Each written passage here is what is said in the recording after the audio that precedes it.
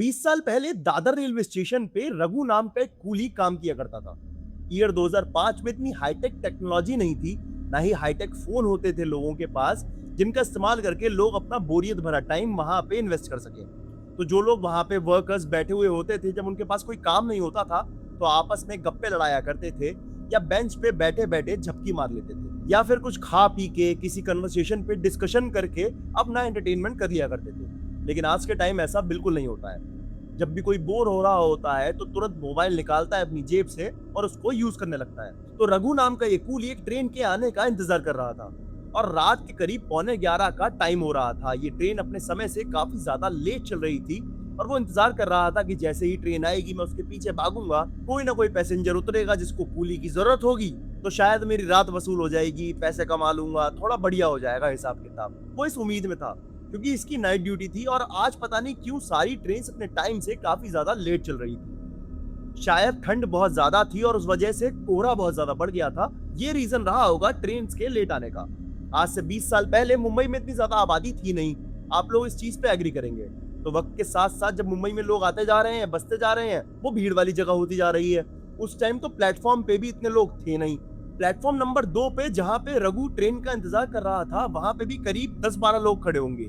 4-5 वहां पे वो यात्री थे, वो पैसेंजर्स थे जो उसी ट्रेन का इंतजार कर रहे थे जिस ट्रेन का रघु इंतजार कर रहा था। और 4-5 लोग और भी थे जो कि वर्कर्स नहीं थे, ना ही कूली थे, शायद किसी और ईएमयू या किसी लोकल ट्रेन का इंतजार कर रहे थे।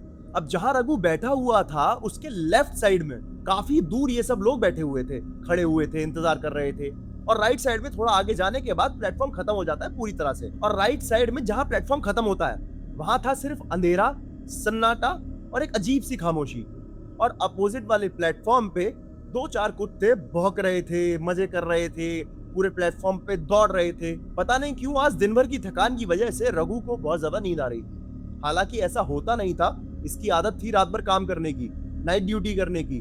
नाइट में कभी भी ड्यूटी करने आ जाता था, लेकिन शायद आज घर में भी कोई पर्सनल काम आ गया था जिसकी वजह से दिन में सो नहीं पाया था। और इसको इस वजह से बहुत ज्यादा नींद भी आ रही थी और ठंड भी अच्छी खासी थी। तो इसने सोचा कि ट्रेन आने में अभी बहुत टाइम है, ट्रेन वैसे ही लेट है, एक साइड में बेंच पड़ी हुई है, वहां बैठ के ना एक छोटी सी झपकी मार लेता हूँ, एक पावर नैप टाइप। अब पावर नैप का वही होता है ना, हल्की सी झपकी मार लो, जैसे ही उठोगे तो एकदम से फ्रेश फील करोगे, उतनी देर में ट्रेन भी आ जाएगी, मैं अपने काम में लग जाऊंगा। इसी सोच के साथ वो अपनी बेंच पे बैठा और आंख बंद करी और इसकी नींद लग गई। नींद लगे हुए मुश्किल से 2-3 मिनट हुए होंगे और इसको किसी के खुसफुसाने की आवाज सुनाई दी। जैसे ही इसको ये आवाज सुनाई दी, ये हड़बड़ा के उठ गया। ये तुरंत जागा और इसने इधर उधर देखना शुरू किया। कुछ लोग तो थे, लेकिन मैंने आपको बताया था ना, जिस बेंच पे रघु बैठा हुआ था वो लोग उस बेंच से काफी दूर थे, तो खुसफुसाने की आवाज आने का कोई मतलब नहीं बनता था। और राइट साइड में जहां प्लेटफॉर्म खत्म होता है वहां तो कोई वैसे भी नहीं हो सकता है। उस तरफ तो अंधेरे में किसी के जाने की हिम्मत भी ना हो, क्योंकि वहां तो पूरा घना सन्नाटा है और एक ट्रेन का लाल रंग का जलता हुआ सिग्नल दिखाई दे रहा है। इसने सोचा यार ये कैसे हो सकता है, किसकी आवाज आई। उसके मन में आया शायद कोई जानवर होगा, छुछुंदड़ होगा, या कोई कुत्ता पीछे से निकल गया होगा, या फिर शायद मेरे को थकान हो रही है। और कई बार ऐसा होता है ना, हमको सपना नहीं भी आ रहा होता है, सिर्फ आंखें बंद करते हैं तो आवाजें सुनाई देती है।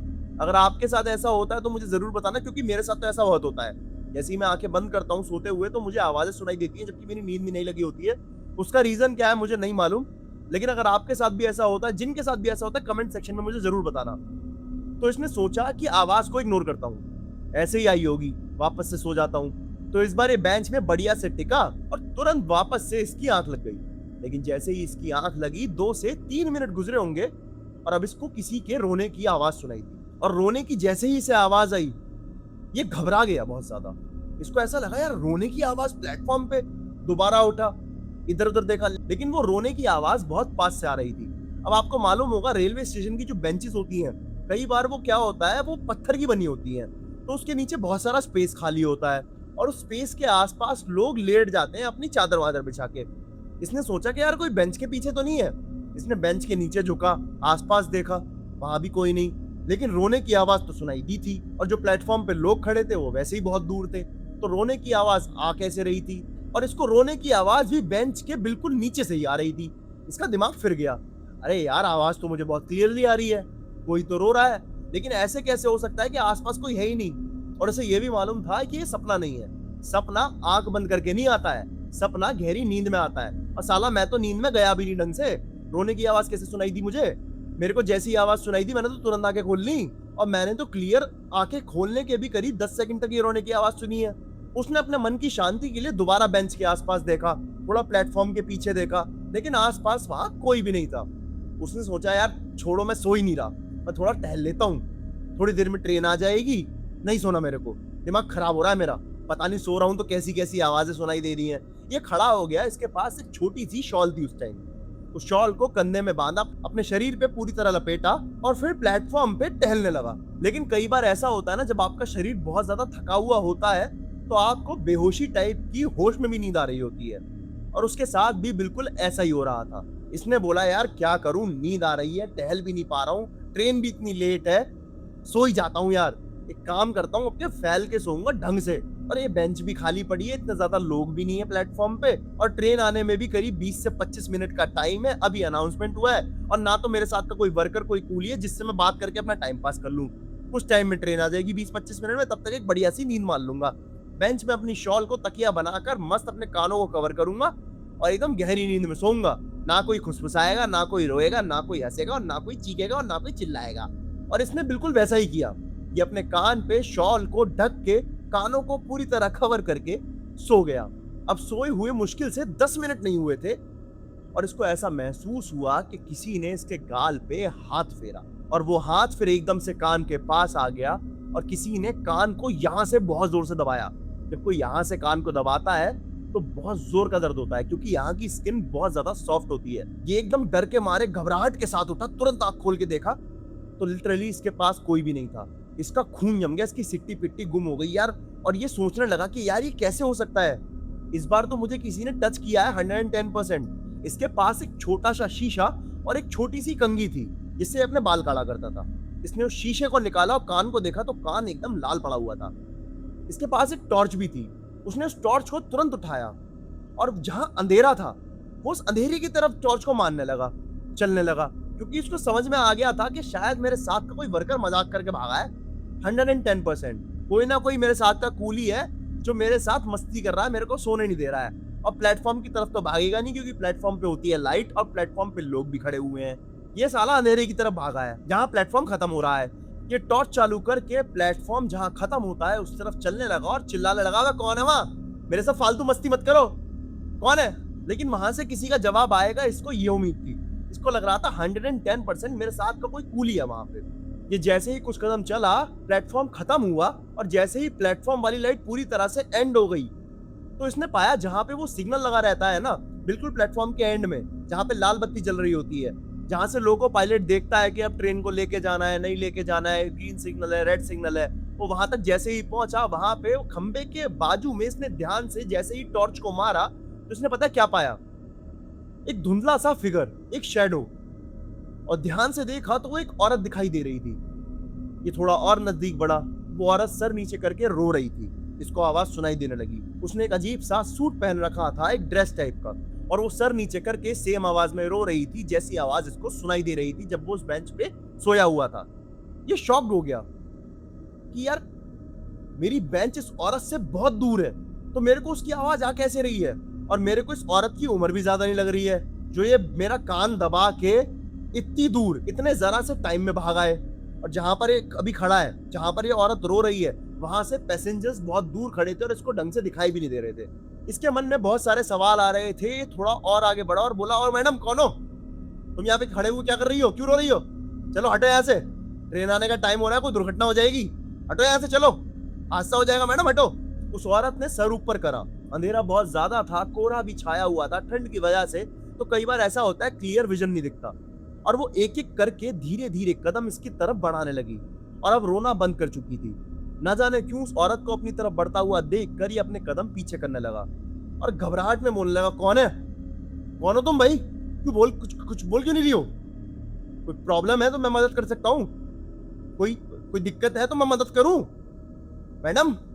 वो औरत अचानक से घुर्राने लगी, आवाज निकालने लगी घुर्राने की। इसके शरीर में एक अजीब सी कपकपाहट सी दौड़ गई, ऐसी कपकपाहट जैसे ठंड सी लग जाती है अचानक से शरीर में। कई लोगों के साथ होता होगा, रोंगटे खड़े होने के टाइम पे ऐसी कपकपाहट आती है, वो वाली एक अलग ही फीलिंग आई इसको। और वो औरत अब इसकी टॉर्च की रोशनी के बिल्कुल सामने, और इसकी टॉर्च का थ्रो जैसे ही एग्जैक्ट उसके चेहरे पे पड़ा, उस औरत का चेहरा देख के ये घबरा गया, बिल्कुल सन्न रह गया। उस औरत का चेहरा समझ लो था ही नहीं, कुछ इस तरह से कुचला हुआ था जैसे रोड़ी बजरी भरी हो उसके चेहरे में। पूरा चेहरा बहुत खतरनाक तरह से कुचला हुआ था, दुर्गति हो रखी थी उसके चेहरे की।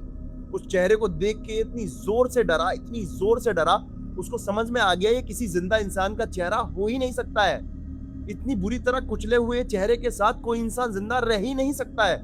ये बहुत जोर से चीखा और इसकी आवाज पूरे प्लेटफॉर्म पर गूंज गई, पूरे प्लेटफॉर्म स्टेशन, पूरे रेलवे स्टेशन पे गूंज गई। और ये नॉन स्टॉप भागा एकदम प्लेटफॉर्म की तरफ, पलट कर देखना भी नहीं चाह रहा था कि वो औरत इसके पीछे आ रही है नहीं आ रही है। ये बस उन लोगों तक पहुंचना चाहता था जो लोग प्लेटफॉर्म पे खड़े हुए थे। ये सिर्फ अपनी जान बचा के भागना चाह रहा था, क्योंकि ये जानता था अभी जिसने इसको देखा है, जिससे ये बात करने की कोशिश कर रहा है, वो इंसान नहीं था, वो कुछ और था।